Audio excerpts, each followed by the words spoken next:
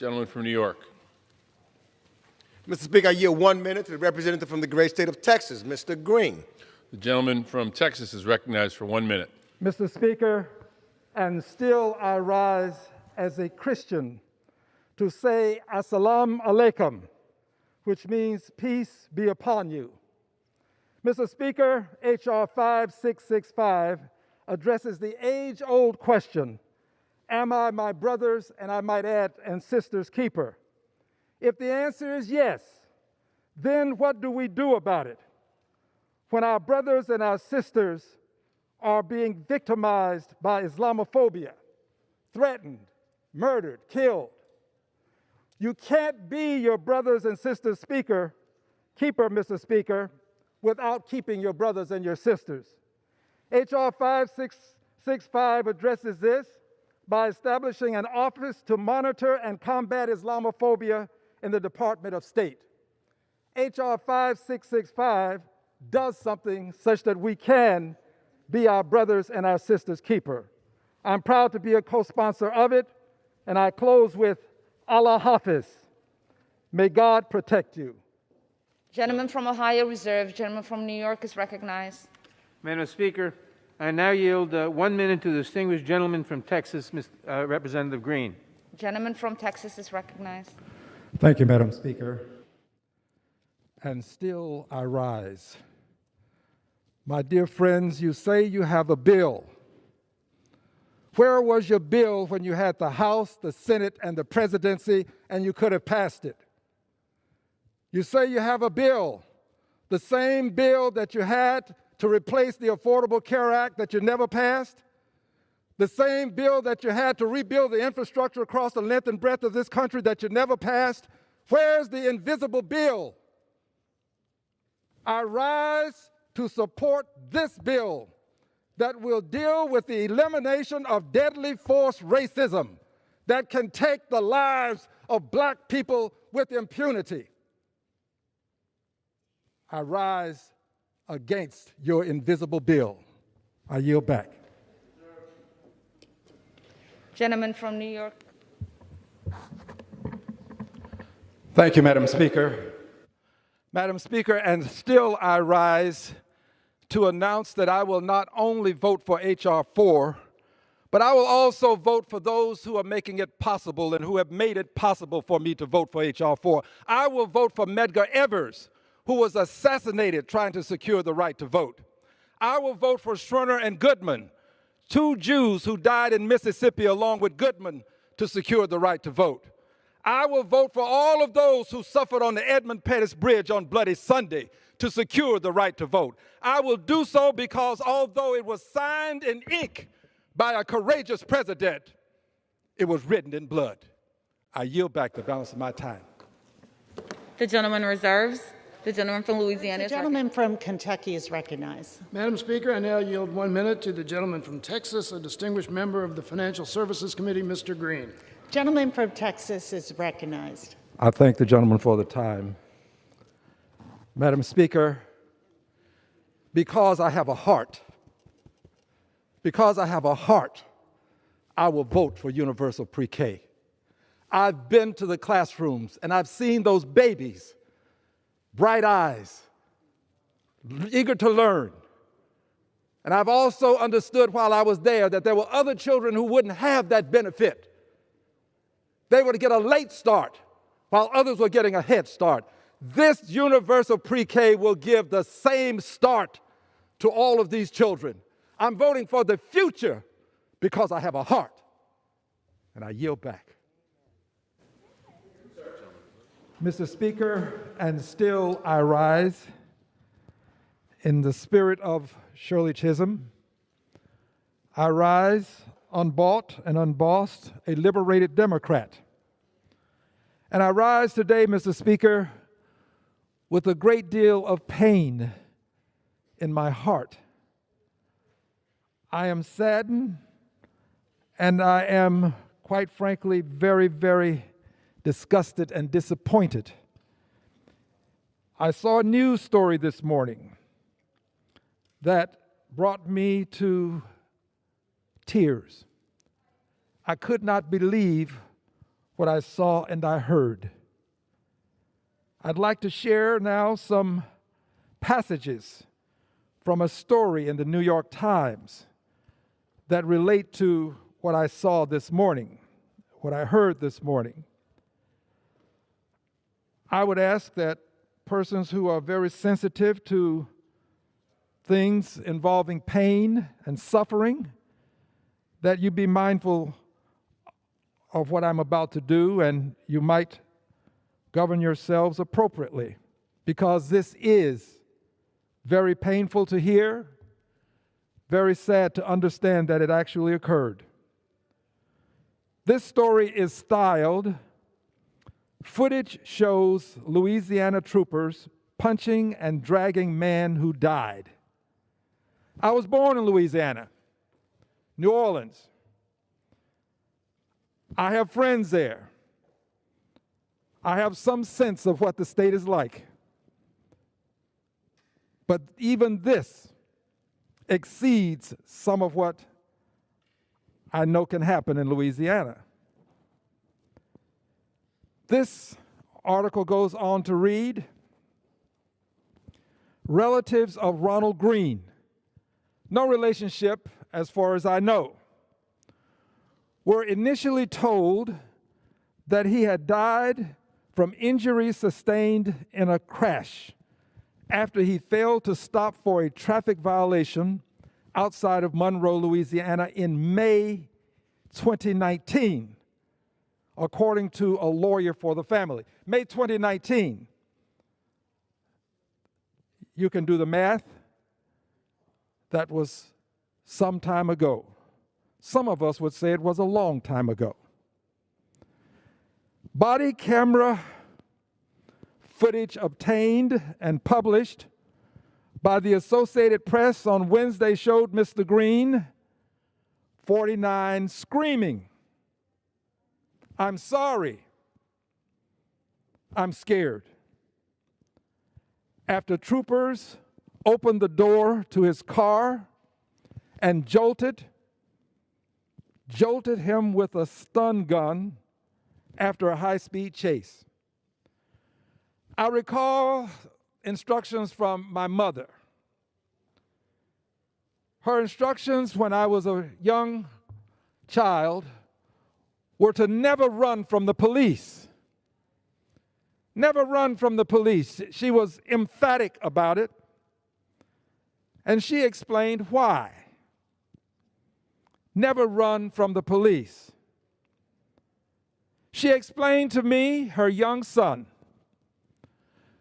that the police will catch you, and when they do, they are going to whip you.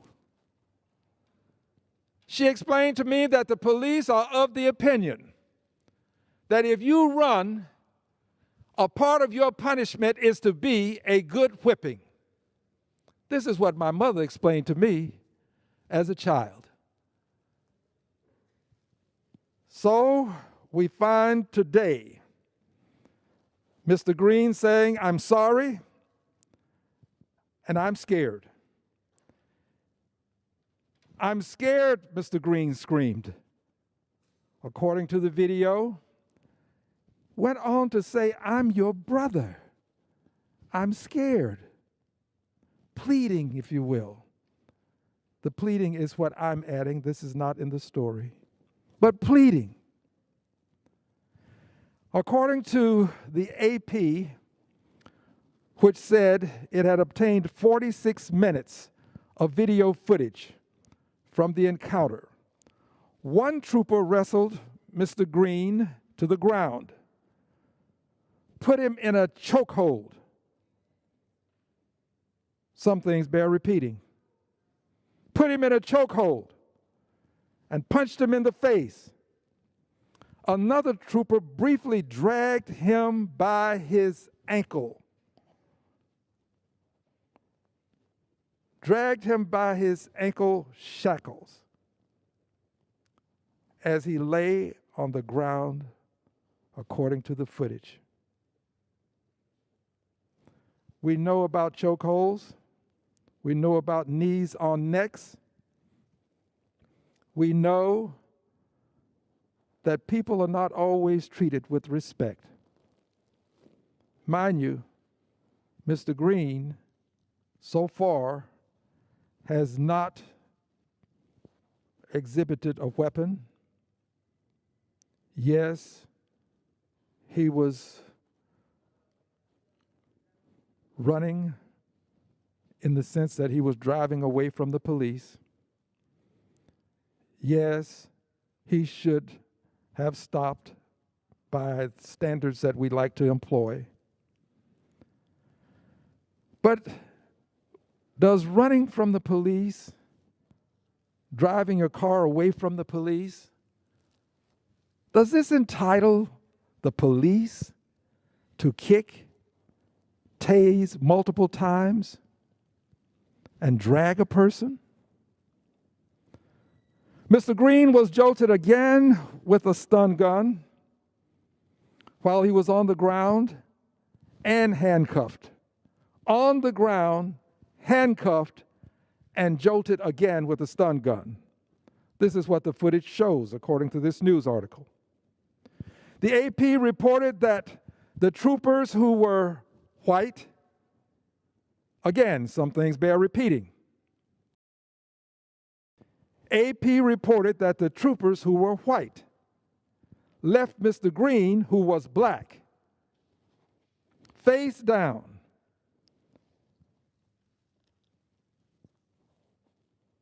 Face down. Mourning for more than 9 minutes as they wiped blood from their hands and face. Mr. Greene is face down, pleading. 9 minutes. The officers are wiping blood from their hands and face. I hope this guy ain't got AIDS, one of the troopers said on the video, adding an expletive. Concerned for himself at a time when a man is bleeding and in need of attention, medical attention, I might add. Officers have a duty to provide medical attention. When we're in combat with enemies that would destroy us, destroy our country, if we capture an enemy and that enemy is hurt, in need of medical attention, we provide aid and comfort. Mr. Greene was not an enemy to the United States of America. Wasn't an enemy of this country. Mr. Greene wasn't trying to kill these officers. Yes, he resisted. But does resistance afford, grant the officers the legal right to abuse him to the extent that he finds himself on the ground bleeding? They find themselves wiping blood from their hands and their face, and then concluding, I hope this guy ain't got AIDS. There are people who don't want to hear the things that I have to say about invidious discrimination. They don't want to hear it because they don't want to acknowledge that it exists. Not only does it exists more than we know. But for the body cameras, this wouldn't be in the New York Times. It's in the New York Times because there is now evidence, clear and convincing evidence, that it actually occurred. But there are people who don't want to hear a member come to the floor of the House of Representatives and call these things to the attention of the world. We call them to the attention of the world because the world needs to know we have been right for years upon years, decades upon decades, in making known these issues that have been ignored. Now the truth is being revealed. George Floyd, truth was revealed. Mr. Greene, Ronald Greene, the truth has been revealed. Let's go on. Indicates in this story, the Louisiana State Police said on Wednesday, mind you, this is Wednesday in 2019, May of 2019. Louisiana police said on Wednesday that the investigation into Mr. Greene's death remained under review by federal and state authorities. My dear friends, my dear brothers, and my dear sisters, if an animal, let's say a dog, if they had treated a dog the way they treated Mr. Greene, a human being, the investigation would be over. The punishment would have been assessed. And I would dare say that they would have received punishment much more severe than what I'm about to read to you. The article states, one of the troopers who was involved in the encounter was temporarily suspended and is back on the force. Some things bear repeating. One of the troopers who was involved in the encounter was temporarily suspended and is back on the force. This is what the state police said. I'm not sure that the Humane Society would have allowed this to go without some additional repercussions, lawful repercussions, I might add, if an animal, a dog, were treated the way Mr. Greene was treated. Remember, Mr. Greene was pleading, I'm your brother. I'm scared. Begging, I'm sorry, he said.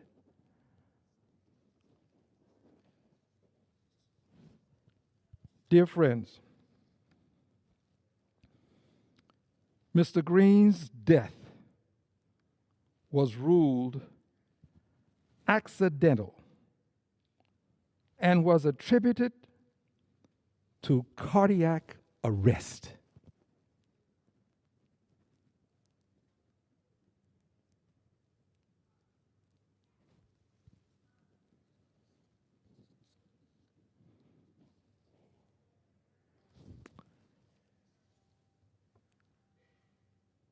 How can we allow this to stand?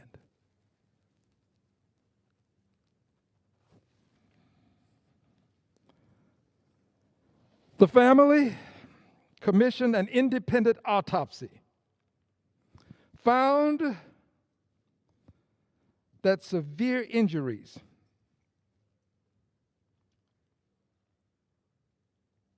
to Mr. Greene's head and skull, and several wounds to his face.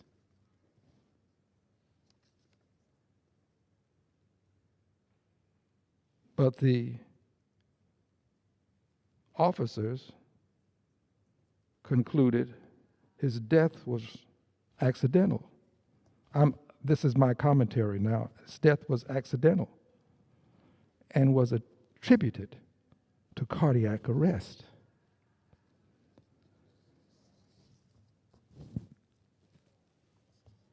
In the world that I live in, this is called a cover-up. In the world that I live in, this video is the evidence needed, coupled with the time that has lapsed, to substantiate the cover-up. There may be more evidence. There may be more evidence that would be of benefit. But my dear friends, for a human being to be treated as Mr. Greene was treated, and then have one person temporarily suspended, there may be other things that have occurred. This is a news story. All of the facts may not be in. One person suspended and have it reported that his death was ruled accidental, attributed to cardiac arrest. We must pass the George Floyd Justice in Policing Act. What more do we need? We have George Floyd, his death. We have now Mr. Greene.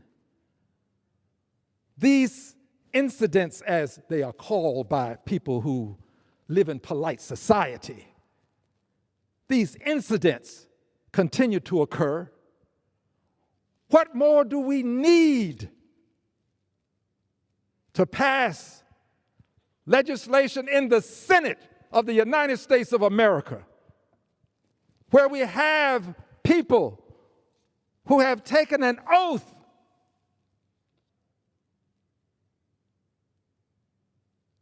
to protect? What do we need to pass the legislation that will ban chokeholds? This man was choked. What do we need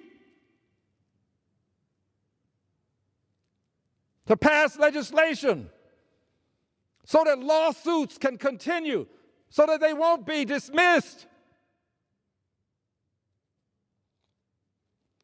on grounds that are archaic?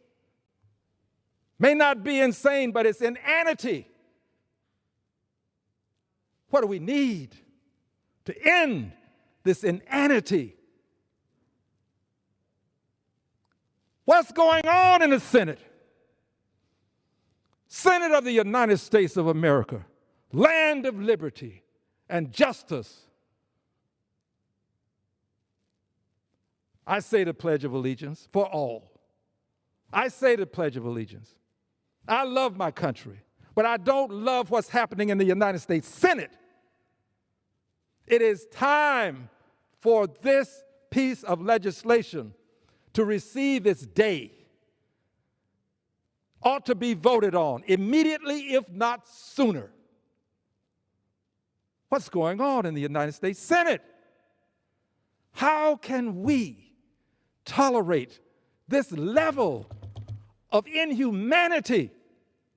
What's going on in the United States Senate?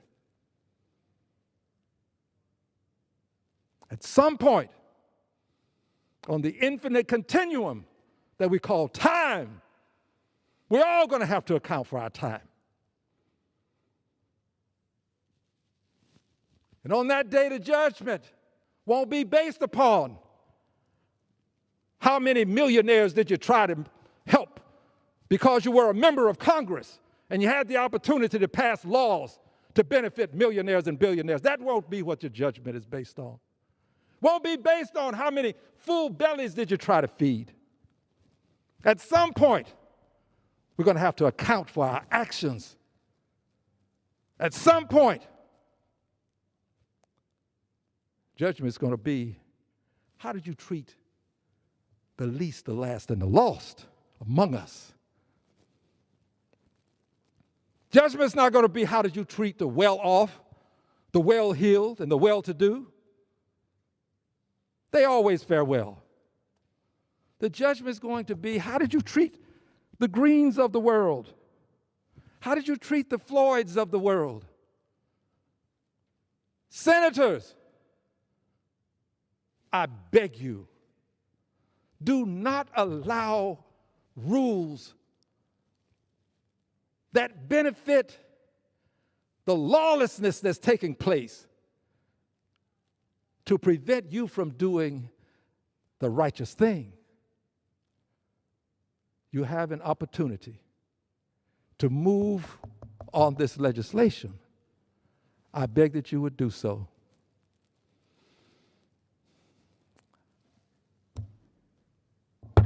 I'm but one person. I'm sure that there are others who would agree with some of what I've said. But I come to the floor to say this because I want my record to show that when I had a chance to stand up against injustice, I did so.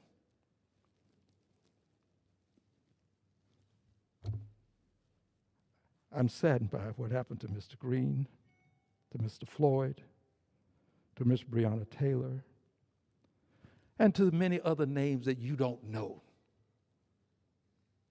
Joe Campos Torres, thrown in a bayou in Houston, Texas, handcuffed. Billy Keith Joyvies, Randall Allen Webster, chased down the freeway, shot. Ida Lee Delaney, shot out on the freeway in Houston. There are many names that you don't know. But if you do the research, you'll find that in each one of those cases, there were concerns related to the way the police handled them. So I've done what I can do today.